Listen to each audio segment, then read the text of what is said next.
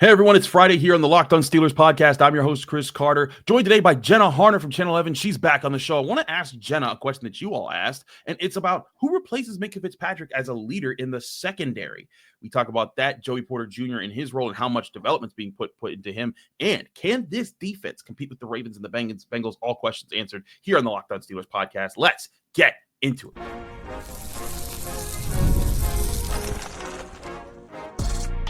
You are Locked On Steelers, your daily Pittsburgh Steelers podcast, part of the Locked On Podcast Network, your team every day.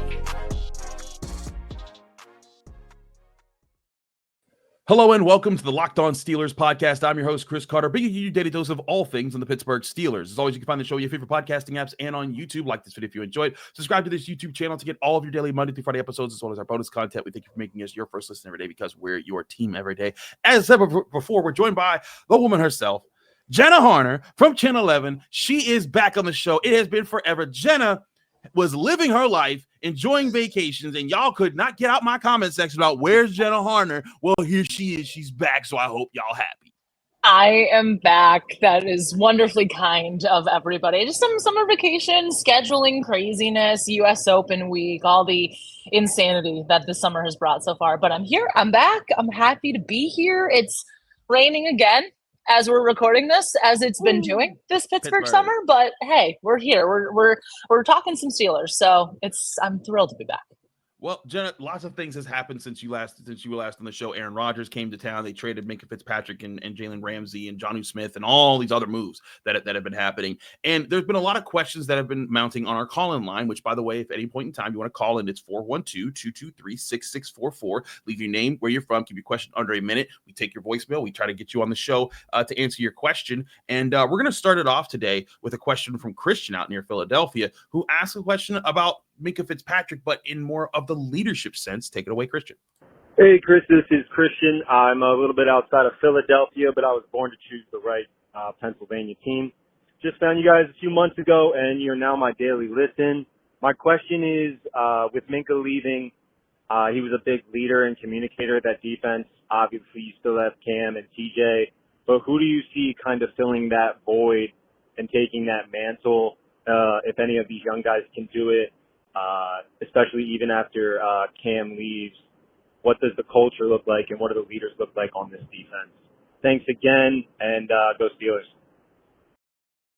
Thank you, Christian. As always, call it at 412-223-6644. Leave your name, where you're from, keep your question under a minute. We appreciate all of our daily listeners, so thank you for joining on the train here. Jenna, I think that when you look at where things are with the Steelers right now, they added Darius Slay, they added Jalen Ramsey, they've extended DeShonn Elliott. I think that they've made a decent investment into the veterans that are they're off of their rookie contract for guys that I think can kind of set a good tone for this secondary. And I think that's a very intentional move by Omar Khan to surround the secondary with those guys right now. Yeah, I completely agree, because you go back to when they drafted Joey Porter Jr. and they brought Patrick Peterson in. And correct me if I'm wrong, Chris, but when it was Patrick Peterson's introductory press conference, one of his early conferences, Joey Porter Jr. was in the room too. And Patrick Peterson, before coming to the Steelers, had won kind of the good guy award, basically the guy that was like very easy to talk to in the locker room, very responsive, worked super well with the media. And I think he kind of set a good example in that way. And I think that was very intentional. And like you said, I think all of these veterans now that are in this DB's room with Joey Porter Jr., it's intentional. It's for a reason, because they're leading by example. And you know Joey Porter Jr. is going to be looked to be the franchise, to be the next wave of that leadership group. And I think, like, kind of across the board, if we're not specifically talking DBs, you're looking at the defense, there's a reason why they have guys like Joey Porter Jr., like Keanu Benton, like Nick Herbig, like drafting Derek Harmon. These guys are going to be kind of that next generation of leaders on this defense in particular. So right now you kind of have those veterans that are setting the example. I'm really intrigued just to kind of see how the personalities are all going to mix, because I think it's going to be kind of a mix of everything. I think you're going to have, no doubt, some vocalness from Jalen Ramsey. DeShonn Elliott's going to continue to be exactly the guy that we saw him be over the last year. Kind of, I always, he's so interesting to me because he's like very candid, very open, very jovial, kind of jokes around. But then when it's, game time, it's like, no, locked in. So kind of that balance of things as well. And then kind of the mentorship of Darius Slay too. I think it's not necessarily going to be one guy in particular. And then you're also going to see Joey Porter Jr. to take a step forward. I think it's going to be kind of all of these guys are going to be tasked with little bits of leadership roles in different ways. And then you see how long some of the other vets are here for. I mean, Darius Slay's on a 1-year contract, but I think DeShonn Elliott and Joey Porter Jr. to me are going to kind of be that next wave. But I really like how the Steelers have assembled this room up to this point and the flexibility that they have, not only from the leadership perspective, but position-wise as well. I think so too, and I think that's we're going to get to Joey Porter Jr. a little bit more in the second segment, but in particular, I think the tone of the guys that they've added here, Darius Slay coming in knowing, hey, I'm coming in to be part of something, and I've always respected Mike Tomlin, and he knows Terrell Austin for a long time. I think that's where that's a guy that fits in. But Jalen Ramsey, like, I thought it was really interesting in his like announcement video when he put together like the AI voice of John Facenda and did all this other stuff. And I thought it was interesting. He said he's not coming to like recreate anything or to redefine what a Steelers. He's coming to join what they are about. And so like we haven't talked to Jalen Ramsey. We haven't had any reactions with him, so we can't say for sure. I can't say off of personal, but I'm getting the sense that everyone kind of understands they're here to join a thing that already exists with the Steelers and to help make it better. And that's where I think that if that's the real approach that these guys have, that's going to go a long way for the Steelers, even if these guys only are around for a couple of years. Because the whole point, like you're talking about, and like this question is when it comes to leadership, it's about making sure the locker room is intact, that everyone's pointed in the right directions, everyone's believing in the right things, and their focus is in the right place. They're not worried about just themselves. They're worried about playing together. I mean, DeShonn Elliott, as a player that you mentioned, when the Chiefs lost or the Steelers lost to the Chiefs last year, and he was in the locker room, he's saying, guys can't be wide, bleeping open. Like that, he was putting that on his own chest, being like, I'm part of this. We cannot have that happen. And even though Minkah Fitzpatrick was very much the guy when it came to that kind of stuff, and the guy that everyone kind of revolved around in the secondary, you saw how much he talked to Terrell Austin. I think this is also him being able to be sent out the team for a guy like Jalen Ramsey is a sign of confidence that they have the guys in the organization that can keep that up in the back end of the defense, because we know they have the guys up front. Cam Hayward's still around. We're assuming TJ Watt's still around. Alex Highsmith's in that picture. Patrick Queen's a guy like that. So I think this might be the move of being able to move on from Minkah Fitzpatrick is a vote of confidence from Omar Khan and the front office saying, hey, we have those guys in the works, and now we're adding guys that are going to only make that better. And no doubt, I mean, just looking at this roster at face value, defense is the biggest strength of this team, as it's been, at least in my handful, 6 seasons now covering this team. So for outside guys who are new to the organization, i.e. Darius Slay, Jalen Ramsey, they look at this and say, hey, this is a team that has a lot of pieces already in place. I feel I fit very well with this team. I can contribute. I can help this team take a step forward that it wants to take, especially on this side of the ball. But how many times also have we just kind of talked about the culture of these of the Steelers, and the culture specifically of this Steelers defense, that gritty that gritty blue collar, hard nose. There we go. I'm mixing all the words today. We're getting back into things from vacation, but that type of culture not only draws players to Pittsburgh, but I think we're seeing that in the locker room, kind of in the way that you talked about too, with after the Chiefs lost, DeShonn Elliott taking ownership. That was such a big aspect of so many of the new guys from the team on the team last year. And granted, you expect this obviously from Cam Hayward, from TJ Watt.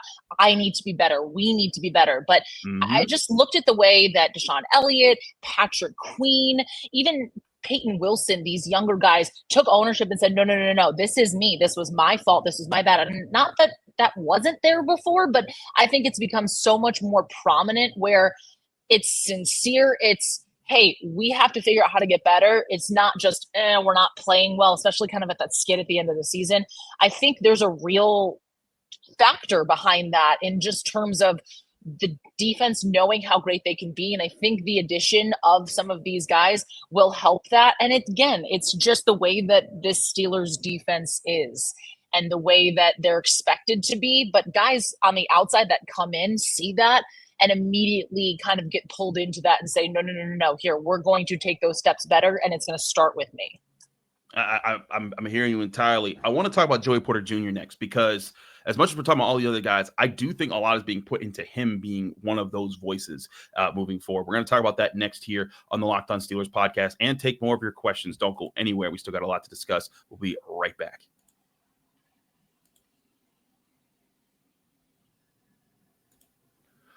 But first, I want to remind you this show is brought to you by Monarch Money. If you ever wish managing your money felt easier with Monarch Money, it can. Whether you're growing your savings or planning a big purchase, Monarch puts you in the driver's seat. It's like having your own personal CFO, giving you full visibility and control over your finances. Monarch Money isn't just a budgeting app. It's a complete financial command center. You can track all your accounts, investments, and spending in one place, so you stop just managing your money and start building wealth. If you're like me, you probably have a lot of subscriptions in place with a lot of orders online.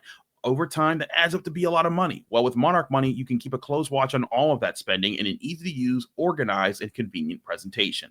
Take control of your finances with Monarch Money. Use code LOCKEDONNFL at monarchmoney.com for 50% off your first year. That's monarchmoney.com. Code LOCKEDONNFL for half off your first year only at Monarch Money.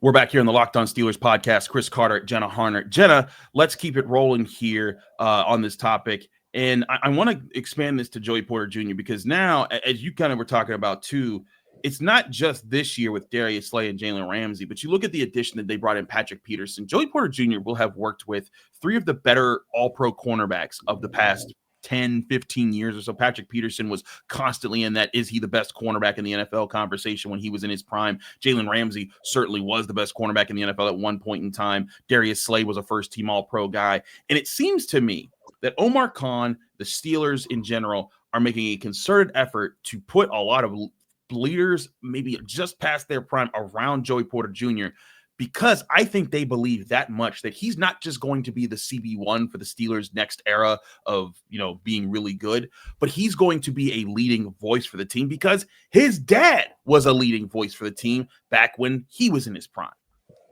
Yeah, and I go back to Hard Knocks at the end of last season and that clip of Joey Porter Jr. sitting down talking with Grady Brown, I believe, and basically him saying how much he needs to get better, how much he needs to take a step forward this season, and how much he wants to get to that next level. I think not only is that going to happen, but there's so much intention behind that from a guy who's still incredibly young and, and very still finding his way. He was tasked with a lot early on, and he's stepped up to the challenge in that way. But you're right. I think this is incredibly intentional in the way that Omar Khan, this front office, is kind of helping bridge the future here in terms of the cornerback position with surrounding Joey Porter Jr. with all of these vets who are showing him kind of, hey, here's all I have to offer you on the field, but here's so much more that I can offer you off the field and the way that you carry yourself. Because,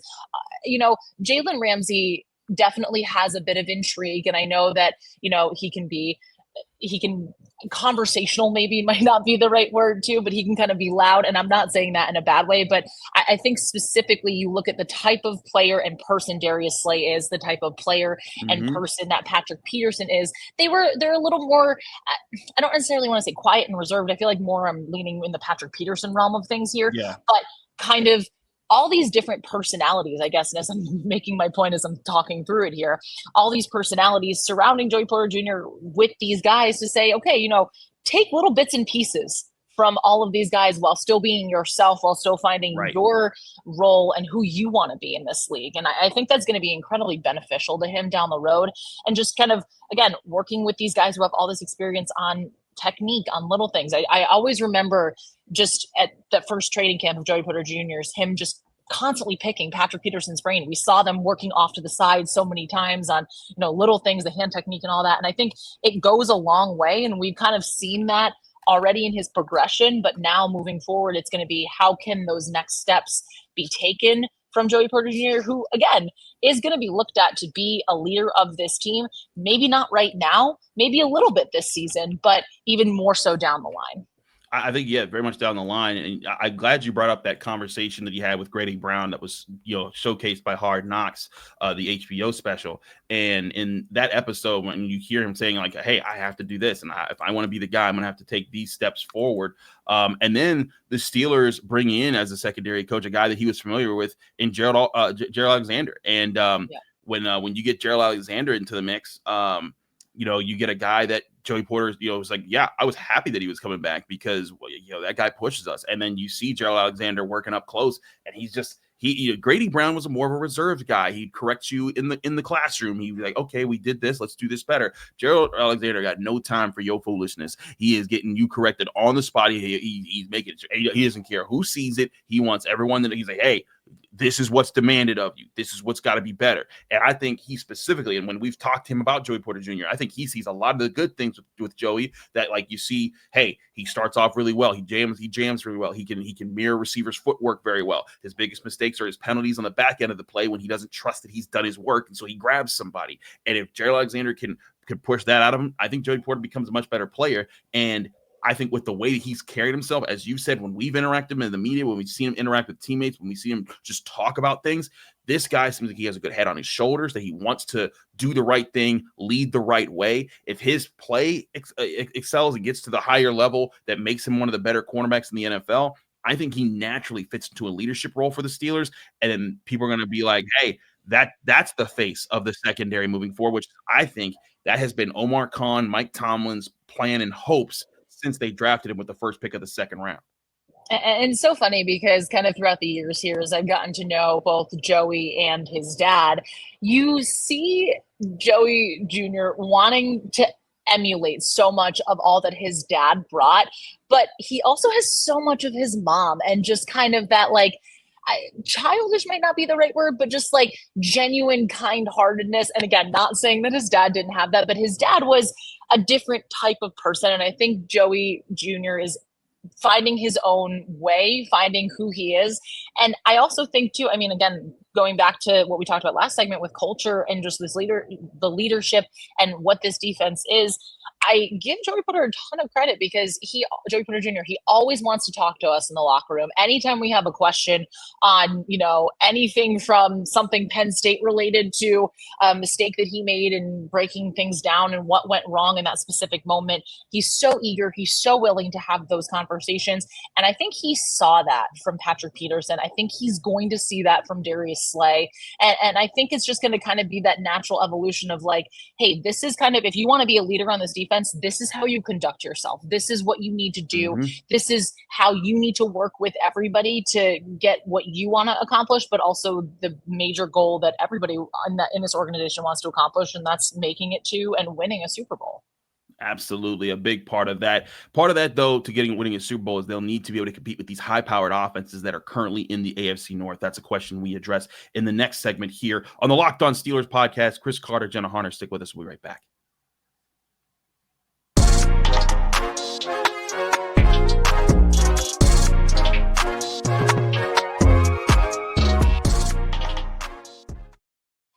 We're back here on the Locked On Steelers podcast. Chris Carter here with Jenna Harner of Channel 11 WPXI. We go to another player caller who called in. This one being a guy we've had on before, our man Josh in Donington, PA. Josh asking, though, about that defense being ready to take on some of these AFC North high-powered offenses. Josh, take it away. Hey, Chris. This is Josh from Gametime, Pennsylvania. I had a quick question. Given the recent moves that the Steelers have made, do you think that they have what it takes to compete with the Ravens and the Bengals in the division? Obviously, the Bengals being the absolute aerial attack they are, and the Ravens dominating the ground game. And they really are on both ends of the spectrum. Do you think the Steelers' defense has built itself up to be able to handle both offenses in order for them to be able to actually have a chance to compete for this division this year? Or do you think that you have some concerns about either or both teams that could show some weaknesses within the defense? Love to hear your take. Love the show. Thank you. Thank you for the questions, Josh. As always, you can call in like he did at 412-223-6644. Leave your name, where you're from. Keep your question under a minute. Jenna, I hear that because the Steelers did lose their last 2 games to the season were the Ravens and the Bengals. But I also think that this team does have a lot of the pieces in place to kind of deal with both situations, the pass and the run, especially because they've recently beaten both of these teams. Even though they lost the last 2 times to the Ravens, they beat the Ravens earlier in the season. They beat them 18-16 with very, very little offense. And in fact, those 2 losses kind of broke a streak where they had won, I think, 8 of the last 9 games that they had played the Ravens or something like that. And then you look at the Bengals. Yes, they lost at the end of the season, but that broke a 3-game win streak in a stretch where they had won 4 out of the last 5 over the Bengals. And whereas Joe Burrow is highly respected, they have shown the ability to go toe-to-toe with him. And even in the game that they lost 19-17 at the end of the season. It wasn't like Joe Burrow torched them in that game. They made key mistakes on offense that they needed to not make, that they could have won them the game. I think the biggest thing is going to be the run defense. They have to improve that because the Ravens definitely figured something out at the end of the year. But I think they're even more tooled right now to go after the Bengals right now. And the bigger question might just be, can they get the strength of the interior defensive line to form up quickly to take on what the Ravens do at the ground game? Well, what did Mike Tomlin say immediately after, was it night 1 of the draft, that as soon as they lost that game in Baltimore, they were already saying, yeah, we got to go get guys that can stop the run. We need to find a solution here, something to that extent. But that's what they did. That's what they addressed. And again, it's going to be really, really fun to see how Derek Harmon progresses, how quickly he gets really up to speed, because he's going to be leaned on heavily to help this defense stop what Derrick Henry did in that playoff loss in Baltimore. Cincinnati's really intriguing to me because their defense is still such a weakness to me. And as we're recording this, Trey Hendrickson is not signed to a contract extension. Yeah, he has one more year left on his deal. One more year. But yeah. So I mean, imagine that defense without him. You need a guy like that on your defense. But other, like the Bengals have still massive holes to me, and defensively. And again, this was a Russell Wilson led offense last year that a lot of people kind of soured on those last handful of games at the season, when a lot of teams had figured out what the Steelers offense were doing offensively and how to stop it. That they kept pace with Joe Burrow and the Bengals. Now, do I think this year that the Bengals are going to lose as many 1-score games as they did? No, because you have Joe Burrow. But the reality is that there is so much consistent parity in the AFC North that we see more likely than not a lot of splits. The Steelers tend to split against the Ravens. They tend to split against the Bengals. Maybe they beat the Bengals twice and, lose one to the – like, there's just so much constant parity, and there's kind of been that way, at least, again, for my 6 seasons covering this team, is that, these teams so well. That's what makes division play so fun. So I'm also making more points here than I need to, but it's going to be fun to kind of watch during training camp as well, what the secondary looks like, because in reality, you have so much potential and so much ability now with the addition of Jalen Ramsey to say, okay, hey, we're going to put Jalen Ramsey on T. Higgins, and then we're going to double Jamar Chase with Joey Porter Jr. and Darius Slay. Or maybe you switch some things up. Maybe you move things depending on just how this defense takes shape and what specifically the secondary looks like as we see it evolve throughout camp. But there's a lot of options, and I think it's going to be, when we're talking here at the end of the season, hey, they maybe lost both games to the Ravens. They split with the Bengals and split with the Browns. Maybe they split against all 3, but there's just so much unknown in terms of what can happen in the division. Like, again, there's so many wonky games too. These teams are built to compete against each other. And I think the Steelers, no doubt, added to their defense to say, no, we need to stop the Ravens run game. And then they added in free agency to say, hey, look, we're going to have to limit as much as we can the explosiveness of Joe Burrow, T. Higgins, and Jamar Chase. I'm right with you on that. I think that they've been trying to prepare for the Bengals. And one thing I think that also plays in the Bengals is their pass rush. That Bengals offensive line is trash. Like they get regularly beat. It's why Joe Burrow has already missed 2 basically whole seasons because he's been hurt. He's been hurt so much in his early career because his offensive line can't protect him. Last year, I thought that was one of the best things that Joe Burrow did on top of all the throwing he did. He dodged so much pressure. Yeah. Sometimes you gonna get lucky like that all the time. And if they pick it up, which I don't know if they will because they haven't really changed much there that makes it that much better. The Steelers pass rush, TJ Watt's back, Alex Highsmith's back, Cam Hayward's still in the fold. Nick Herbig's gonna be better. Your Derek Harmon might be contributing to more. Keanu Benton's gonna be. They're gonna be bringing heat, and I think they're gonna be blitzing a bit more this year.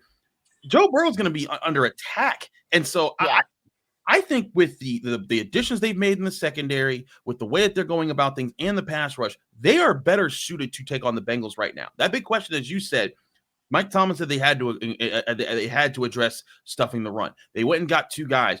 Carl Dunbar, defensive line coach, has already said that Derek Harmon is a starter. He has already he said that straight up, unequivocally during OTAs this past last month. So when you hear that, you think, man, can Derek Harmon work with Keanu Benton and Cam Hayward to be that much better of a run stuffer with the top defensive lineman, and then other guys like Dan Aquale fill in well behind them?